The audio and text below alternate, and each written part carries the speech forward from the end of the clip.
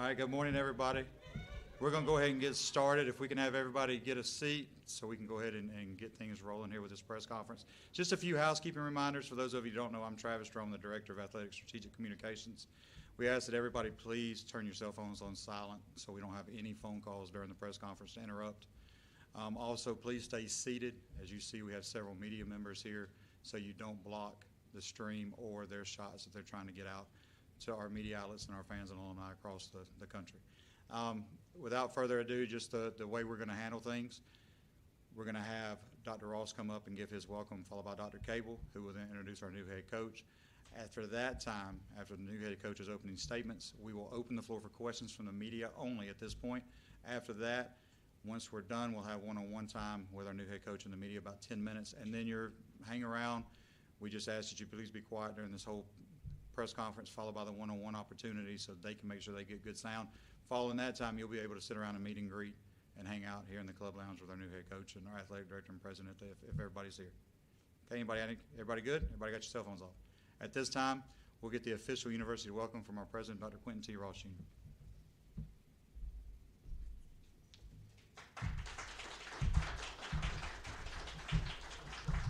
Good morning, and thank you, Travis. It's a great time to be a Hornet. Great win yesterday. You all excited? And that's why it's so important that we welcome you here this morning on this great day after homecoming, the Thanksgiving Turkey Day Classic. I want to welcome you all here on behalf of our Board of Trustees, the faculty, the staff, and all of the alumni that are present and abroad. I task our athletic director, Dr. Jason Cable, with going out to seek an individual and a head coach that would bring Alabama State University back to championship prominence. Today, I'm excited after letting our athletic director do his work and do what he does to bring him to the podium for his announcement after all of the work that he did. And I just ask all of Hornet Nation to hold on for the ride because it's a great time to be a Hornet. I want to thank all the media for being here, and I want to thank those alumnus that are still in town to witness this historic moment. Media, thank you. I know you could have been a lot of different places, but you're here at the Alabama State University because it's not only important to our institution, it's important to this region, the state, and the nation. So without further ado, I bring to the podium Dr. Jason Cable.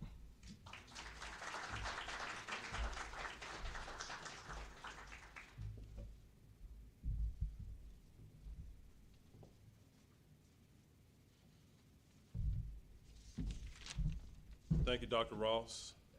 And I want to thank Travis Jerome for always going over and beyond the call of duty. This was a very turbulent time for us, finishing the game and then, transitioning over to this press conference. And so I also want to thank Dr. Ross for his leadership and support. Also the Board of Trustees, Mr. Darrell Hudson, our chair, for your guidance as we announce our next championship head football coach here at Alabama State University. Lastly, but more importantly, I want to thank Travis Pearson, who stepped up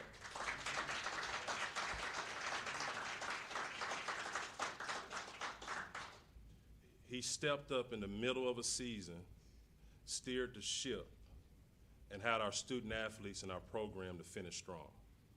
And so those last two games, you really saw the spirit of a Hornet.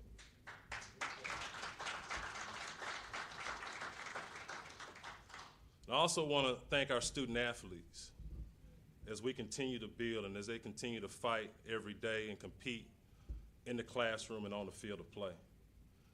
We are not in a deficit. We operate from a position of strength. We have, and we just concluded, our 8th home game win in a row. So we went undefeated at home this year.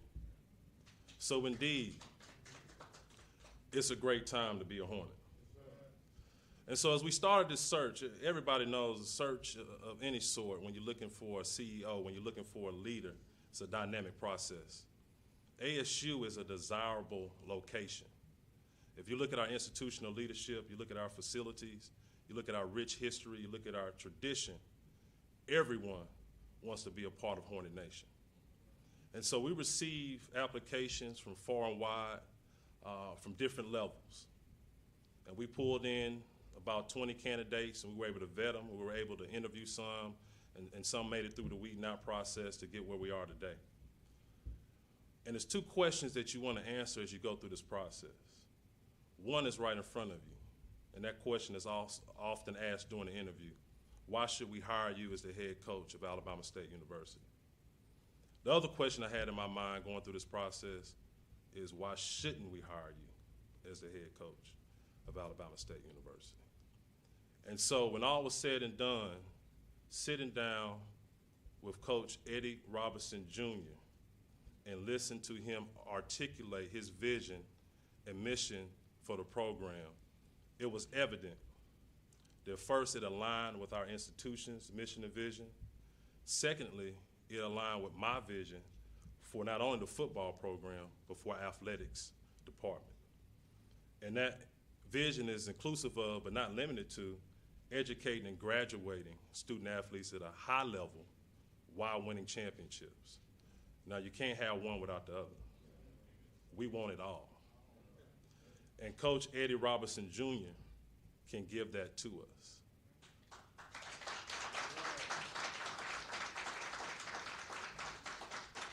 So you think about the journey of a student athlete. You come here with the opportunity to play a sport you love. You come here to graduate. You come here to win championships.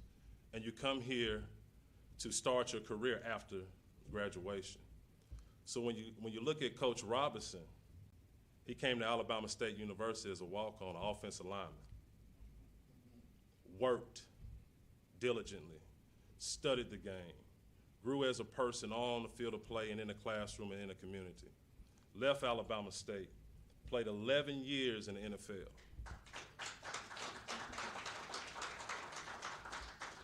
And when you start talking to people, the common theme is he was the most prepared player that we ever came in contact with, right? His head coach said that he was the smartest player on the field, including the coaching staff, right? And so as I wind down, and you don't really want to hear from me right now, it's time to bring him out, but we've done our due diligence. He has the leadership capabilities. He's going to be the CEO of the program. We're going to put an experienced staff around him. We're going to support him.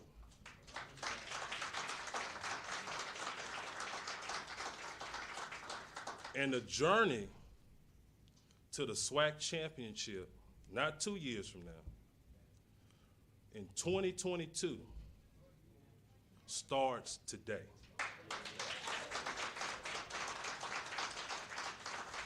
And so without further ado, I want to introduce to you the 30th head football coach at the Alabama State University, Coach Eddie Robinson Jr.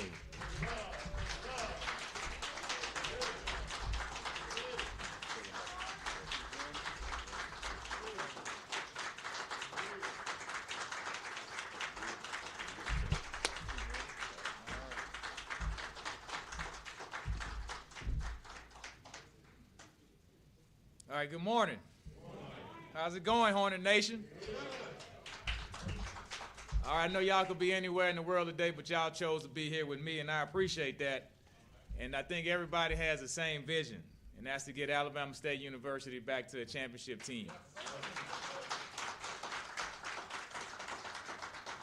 I'll share a couple words, but first of all, I'd like to thank our president of the university, Dr. Quentin T. Ross, who I've been knowing since an undergrad student here.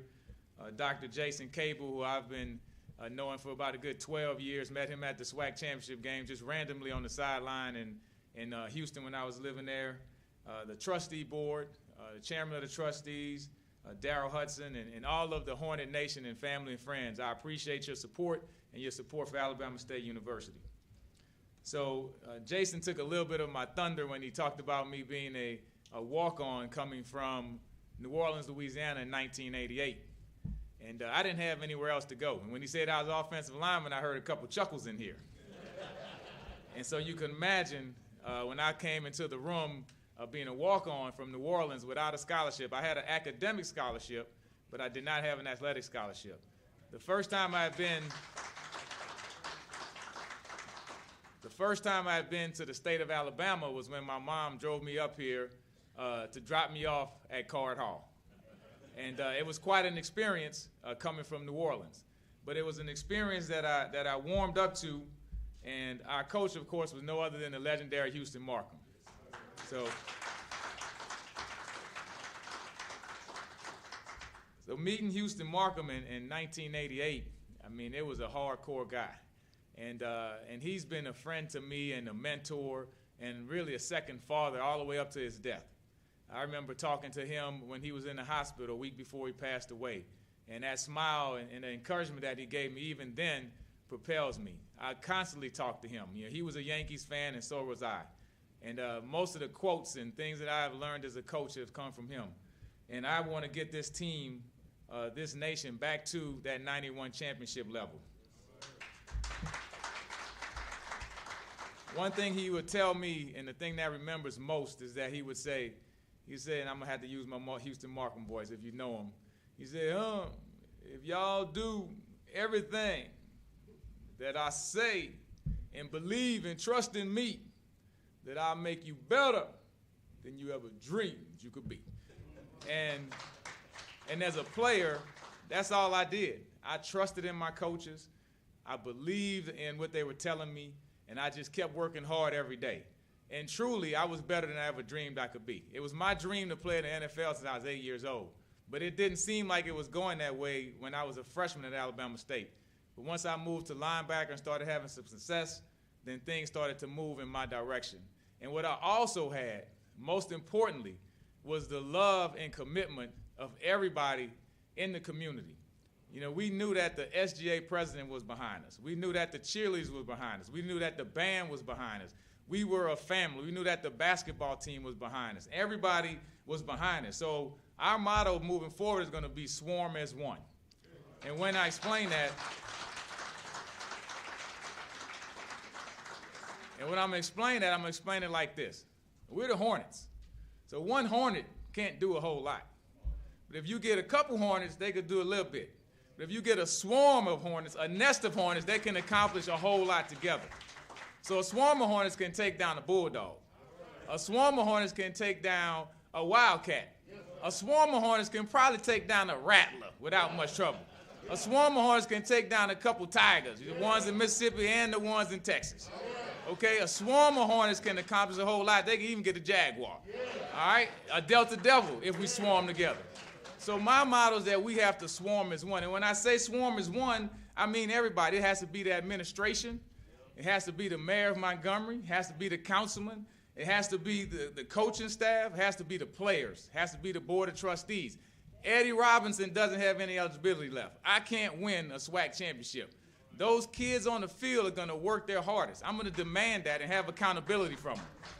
But most importantly, I'm going to also have accountability from the Hornet Nation. We all want the same thing, but now we all have to move in the same direction. I can't help us win the championship without you helping me. So when I come to you as individuals, as a business, as the administration, as the lunchroom lady, as the custodian, whoever you are on this campus, or if you're not on this campus, if you can hear my voice and you part of the Hornet Nation, you part of the swarm as one. And so my goal, without a doubt, is to win the 2022 SWAC championship game.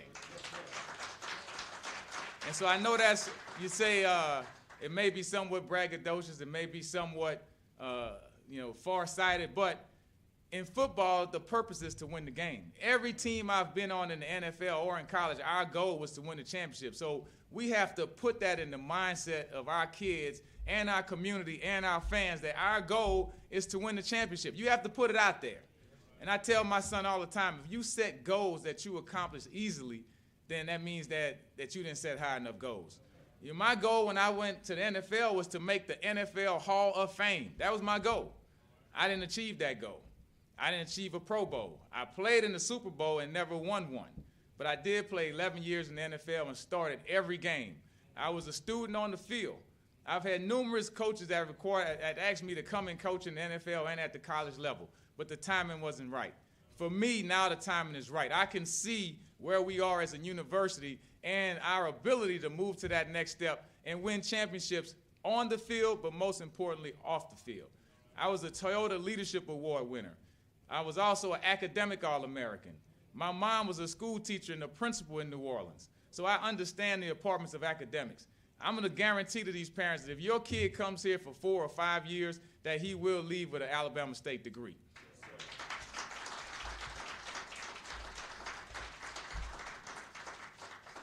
I've talked to a lot of the former players. I've reached out to Brad Baxter this morning. I've talked to Zephyrus Moss this morning. I talked to Reggie Barlow. I talked with Ricky Jones. You know, I've talked to all of these guys who are coming, Rock Dillon, guys who want to be a part of it. And I think what we have to do is reach back to those former athletes and make them feel like they're a part of Alabama State.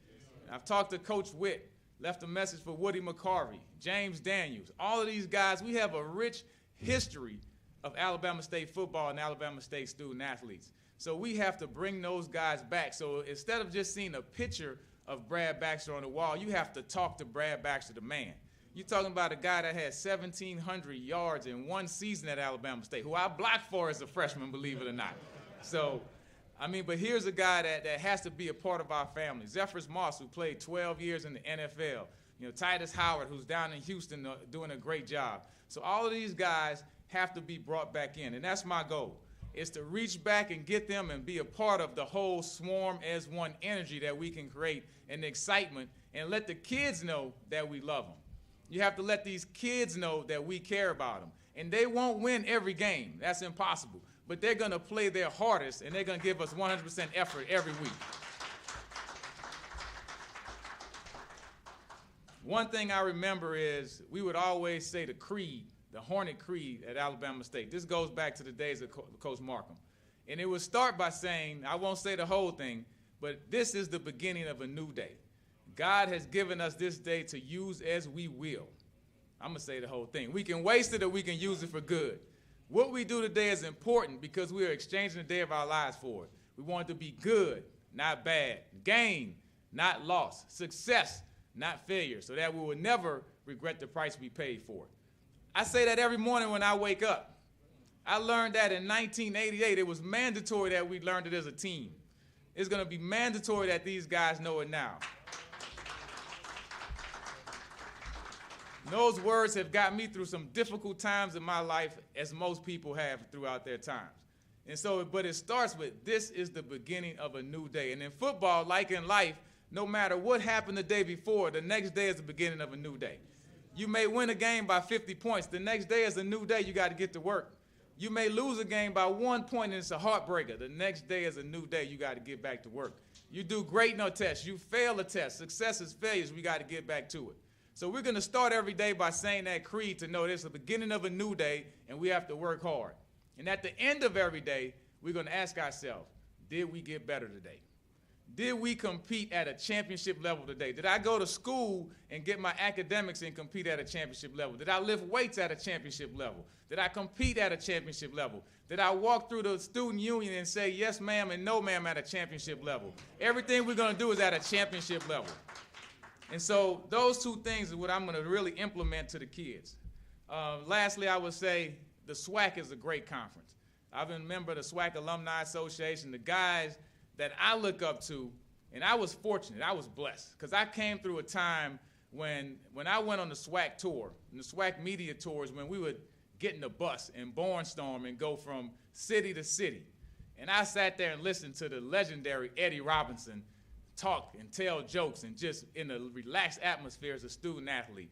I was able to hear Marino Chasm, the godfather of the SWAC, talk about the days when he was coming up in the conference. I heard my coach, Houston Markham, sitting there. I heard W.C. Gordon, And so when I say I want to be a head coach in the SWAC conference, I come on the shoulders of those giants, those great men who fought for the equalities as us as a conference to get us to have that automatic bid in basketball, the things that they weren't allowing us to do and be included in. So those are the guys when I say who's my mentors, who are the guys that I want to strive to be like, who has motivated me to say I want to get back into the arena.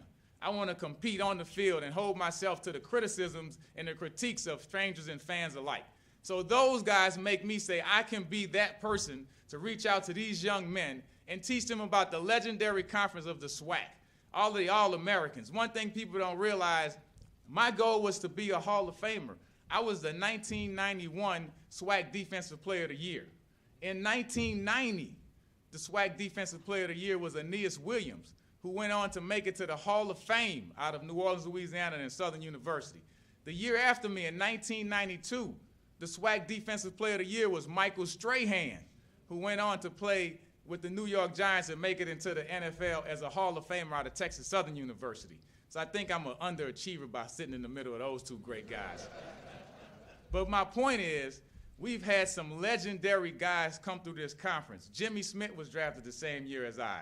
Ashley Ambrose from Mississippi Valley. So we have to get back to that level, and trust me, it's not just a matter of getting guys to the NFL to measure the success of your program, but the NFL is the object that people want to get to if you're a college football player, as it should be. But you also have a backup plan. I was a chemistry major, so in case that doesn't happen, you have something else that you can do. But we want to get those kids that have that as their objective, that they want to get to that next level. Those are the guys we want to recruit. One thing I can tell you is that there are 67 counties in Alabama. We are a teacher's college as our humble beginnings. One thing I can bet you that we have a coach, a teacher, a counselor that's in every county in the public school system in the state of Alabama. So I'll be at the state championship game on Wednesday night to start meeting the high school coaches in the state of Alabama and letting our coaches who have coached at Alabama, like the Rico Whites, who are doing a great job coaching, all these guys throughout the country, and mainly in the state of Alabama who are former Hornets, we have to reach out to them and let them know we can't recruit every kid, but you can recruit every kid for Alabama State. So our touch should be statewide. Fortunately, I've lived my whole life on I-10 and on I-65. When I was drafted, I grew up in New Orleans. I came here to Montgomery for college. When I was drafted, it was on I-10 West in Houston. I left there and went to the Jacksonville Jaguars, I-10 East in Jacksonville. Then I went up to I-65 to the Tennessee Titans in Nashville. So my whole life is in the southeast region of where we're going to recruiting. I know coaches, and I know players, and I know families in all of those cities. I spent 1 year in Buffalo, but I don't think we're going to recruit up there, so it doesn't matter. But guys, what I want you to know today, and I'm going to finish up, is that Swarm is One has to be a way of life. And we all have to buy into it. We all have to move in the same direction. And the only way that I can guarantee you that last Saturday in October, that we'll beat that school up in Huntsville when we're in Legionville, Alabama, is if we all get together and Swarm as One.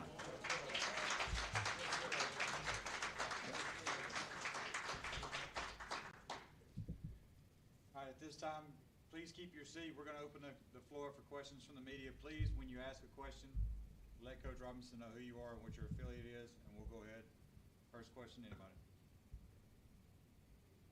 Go ahead, Steve.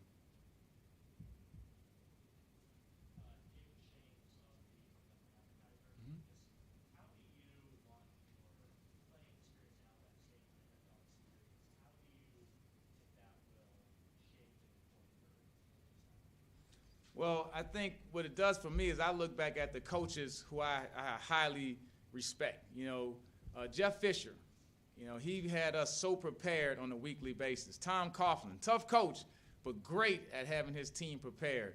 Greg Williams, who's my defensive coordinator. I played with Greg for 9 out of the 11 years in the NFL, a guy that I highly respect. So I'm going to reach out to those guys and get some of the details. What I liked about them is that we were a detail-oriented team.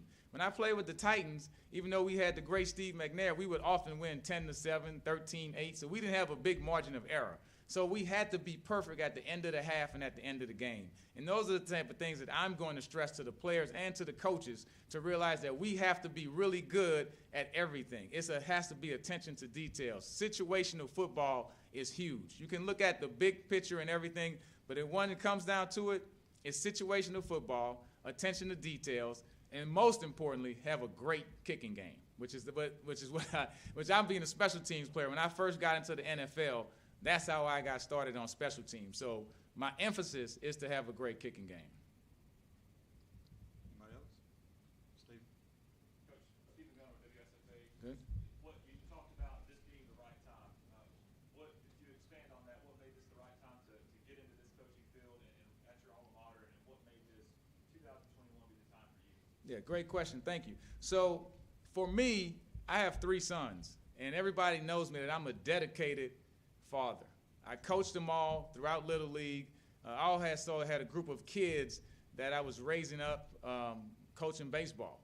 And so I didn't have the time to really commit to being a head coach. As a player, my commitment was 6 a.m. to 6 p.m. Our off day was Tuesday, but I was always at the facility on Tuesday. I was a film junkie. I didn't feel comfortable going into a game unless I knew everything about the opponent. So I know the time level and commitment that it takes to be a head coach. And I just didn't feel like I could split the time and commitment between my family and also being a head coach. Well, now I have one son that's a senior in high school. So now, personally, I have the time to be here every day and commit to the process of getting this team to a championship level. And also, we had some really good coaches here. Coach Barlow was here for a stretch, and then Coach Ely, and so the job wasn't available. So it was just the timing of my personal life coinciding with the job being available and realizing that we're not far away from winning the championship. So those 3 things all came together. It made me feel like I can be the guy to take this team to the next level. Madison Jaggers, Alabama State Sports Network. What are some coaching philosophies that you picked up throughout your life, and which of those do you plan to apply? Absolutely. So the Swarm is not just a community-oriented program to get us behind the team. Swarm is a defensive philosophy. And so one thing I want to do when the team turns on a game plan or turns on the film and see our defense, it should almost seem like it's 13 people on the field. We have to run to the football. Run to the football like it's $1,000 there and it's the end of the day and you got to have it and you didn't get paid all day. So we have to have a sense of urgency. But that sense of urgency and accountability, it starts with the defense. It then goes to the special teams, and offensively, we're going to have a spread philosophy. We're going to pass the football, of course, but the biggest thing is we want to have an athletic quarterback. So we want to be able to attack east and west, take our shots deep, but still have a chance to play some power football. To me, I'm an old school guy. You know, I grew up in the era where you went downhill and you played power football. So now it's because of the rules, it's finesse, and you have to move side to side and keep it exciting and use the athletes to get them in position. But at sometimes, it's all about blocking and tackling. You can come up with a great scheme, but we have to get some really good players here and coach them up and then be physical at the point of attack. Anybody else? Coach, Robert Taylor from WBAS. It sounds like you're excited to be back home. Oh, absolutely. I'm more than excited. I'm ready to start practice today. I know the kids just finished yesterday, but, I mean, we have to, if I can get back at it, I'll be ready to go. Madison, do you have another? Yes. Of course, the goal is to win the SWAC championship. What are the steps you're going to take with the coaching staff and with the team to be able to achieve that goal? Right. So I think the first thing we have to do is critique everything from the previous year. Fortunately, I'm a fan of Alabama State, so I've watched all of the games because some of them I was at. I mean, just as a genuine fan, the last couple of years I've followed Alabama State, so I know most of the kids. Usually I learn numbers, and if you're real good, then I learn your name. So I can tell you, you know, we got some players out there. 0's a player, you know, 5's a player, 10's a player, 99. We got some players on defense, okay? And so, but what I'm going to do is pull together a veteran coaching staff. I'm going to have some former head coaches on the staff to help me with my transition of not having been in that position before. And so we're going to take that philosophy and get out and start recruiting. I have some great recruiters, which is the biggest thing for me in the college level. You have to have some good players. So once we get some good players to go along with the guys that we already have intact, and the next thing is to attack the weight room. I mean, you have to physically attack the weight room. One thing that I see is a guy that comes in as a freshman and he's 6'2" and 170 pounds, and 3 years later he's only 175 pounds. You have to win in the weight room. When I got to Alabama State, I was an undersized 225-pound offensive lineman. I left at 245 pounds, and it wasn't by accident. It was attacking the weight room. We didn't have a big cafeteria like now, so I was eating ramen noodles and macaroni and cheese on the hot plate, but it was intentional. And training table is one of those things that we have to really focus on. Getting these guys in the weight room, but then nutrition. And that's when the Swarmers one is going to come. Because I'm going to reach out to the fans. You say, well, how can I help? You can feed these kids. I mean, they have to get the muscle milk and the supplements and all of the nutritional aspects to make their bodies look like championship players. Because if you can come up with a scheme, you can want to try real hard in your heart, but if you're not big and strong as the guy next to you, it's not going to work. So we have to start right now in the offseason is physically getting these guys ready to play, and then mentally having a championship mentality, a no-defeatist type mentality. Like, we're going to win. Like, failing is not an option. And I think you have to have that type of approach, and it has to go from everybody in the program from top to bottom. We got time for a couple more. Anybody? Go ahead, Steve. Coach, just you talked about recruiting. How big will be recruiting right in this area? You talked about Titus Howard was not far down I-65 in Monroeville, I believe. A young man, Ja'Cory Merrick, scored multiple touchdowns yesterday. He's from Lanier High School. How big will this area be for Alabama State? Yeah, absolutely. I think the first thing we have to do is reach out to all of the local coaches. I mean, Tyrone Rogers is the guy that came in right after me. Billy Gresham is the guy that coached here. So we have to go to the local high schools and start that reconnection. If there's a disconnect, we have to get past that. And so I'm going to definitely have a coaching clinic set up, hopefully within the first 60 days, to invite those guys on campus so they can get to know me, I can get to know them. I mean, it's no reason why Alabama State face shouldn't be at every local Montgomery high school. That has to be mandatory. Got time for one more question. Go ahead, Jacob.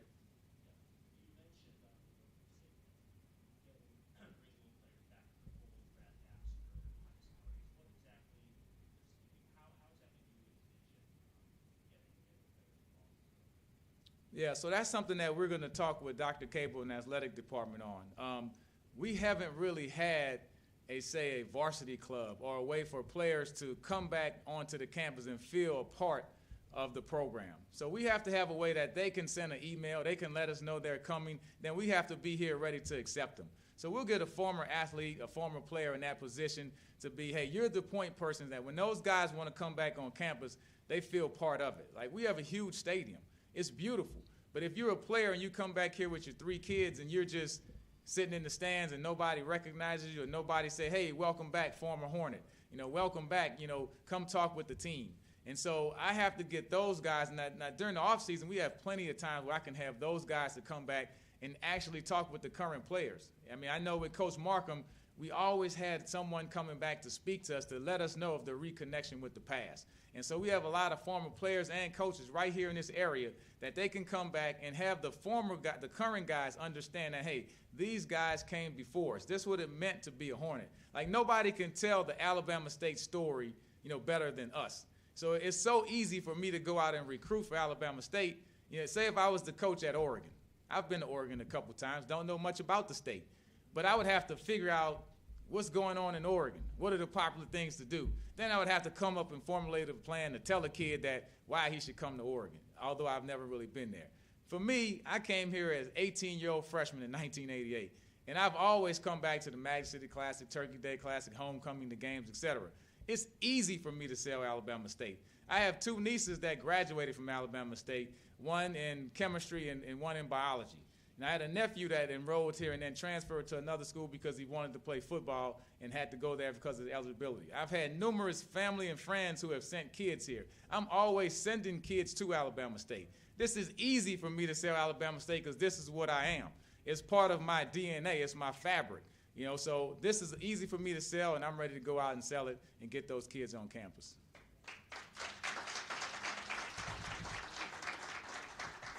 appreciate everybody coming. What we're gonna do, we're gonna have the media talk to Coach Robinson over here on the right side. Once he's done, those of you that wanna hang around and talk to him, I'm sure he'll wanna hang around and talk. But thank you again for coming. That concludes today's press conference.